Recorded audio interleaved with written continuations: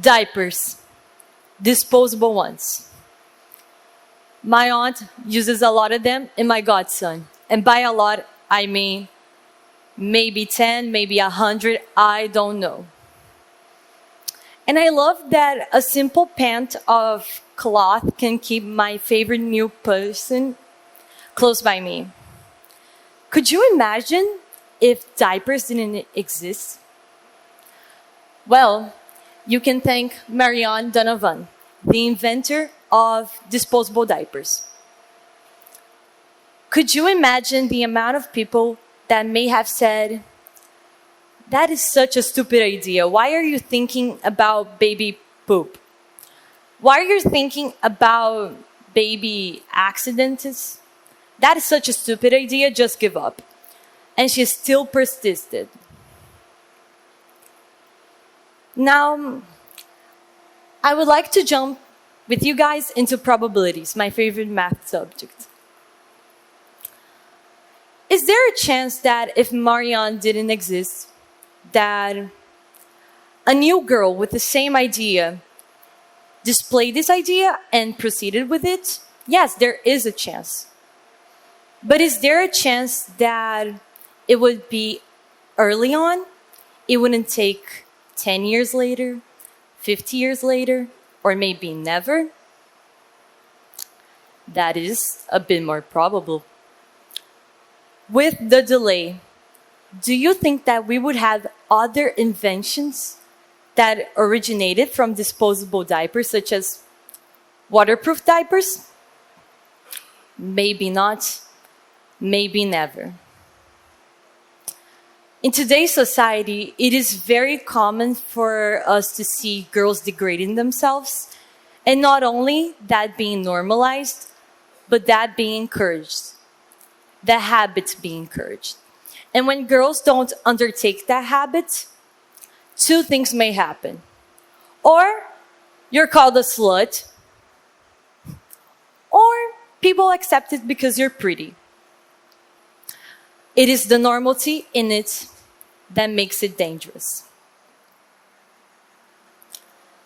The mind is everything. What you think, you become. Buddha. Buddha is basically the inventor of Buddhism. My process doing my TED Talk was complicated in the least. It was endless time sending messages to my speaker curator, Valentina and João Pedro, asking if my draft was good, if I could adjust something, or if it was perfect, and having to edit the whole draft again. Endless times where I was like typing things that I didn't even know what I was writing. And simply at one night, my mom was driving. We were going from ERJ Gávea, where I study now, to my home. And she asks a basic question. Filha, quanto que é o TEDx? Como que tá, filha? Me fala. And I crash out. I am sobbing all the way. I'm saying, Mom, I can't do it. Mom, why did I even choose to do this? I don't even know if I'm a good public speaker. I don't even know if I'm capable of that. And then the phrase echoed in my mind. I am not good enough. And then I stopped and came to realize that I was the girl that I was writing about at my draft. I was paralyzed, confused, in fear. I didn't even know where to go, where to escape. I just knew that I was drowned in negative thoughts. And when girls drown themselves in negative thoughts, they become so immersed by it, immersed by the words, that they forget their identity. That is the danger for girls about being humble, how they call it. When you have those negative thoughts, it's like your mind becomes a dictator of who you are and what characteristics you hold. Like Buddha said, if you have negative thoughts of yourself, if you think you're dumb, if you think you are not capable, if you think you're ugly, if you think you are anything negative about yourself, these words are so powerful to the point that you become it. The devaluation that girls have upon themselves can dictate who they are. And not only can it dictate who they are, it also can dictate their actions.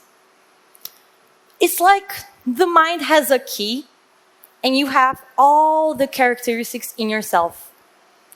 You are smart, you are everything. But sometimes your thoughts are locking it from you and not allowing yourself to access them. So if you're wanting to do a TED Talk like I was, but you're in the states where you're so immersed by powerful negative emotions, you're not able to access what you have so valuable in yourself. In that time, I thought that I was weak when I had so much strength in myself, but it was locked away. I thought that I lacked intelligence when I had so much wisdom in myself. I even doubted something that I never doubted before, which is my worth, where I'm pretty sure I have a lot of it. That is the danger for girls. It endangers their identity, their actions, but also their success. Because, logically, your actions lead to your success. If you're not able to access good, positive actions towards yourself, towards the things that you do, you're not able to access your goals. And not only is the devaluation of girls a danger for themselves, it creates a ripple effect. I am the type of girl that when I say something at class, when I give an insight, people stop the class and say, "That was such a good insight. That was such a great idea." With those negative thoughts, you're not able to create those new ideas and to access your creativity because it's locked again. And new ideas are what compose everything. Your phones, this camera, the floor, the ceiling, diapers, tampons. There is a necessity for ideas for the world to grow. And for not having those ideas on the table, being present, so we can utilize it for our growth, or half of it, if we consider the girls.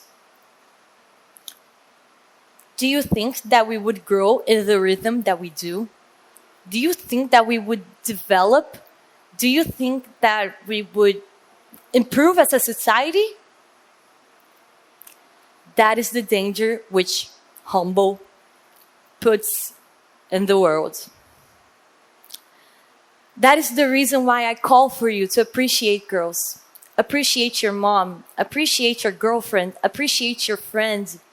Appreciate your aunt, your sister, whoever it is.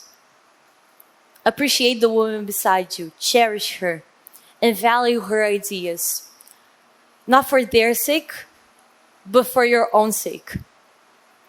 Also, I think I can conclude that crash outs are the best medicine for a lack of creativity. Thank you so much.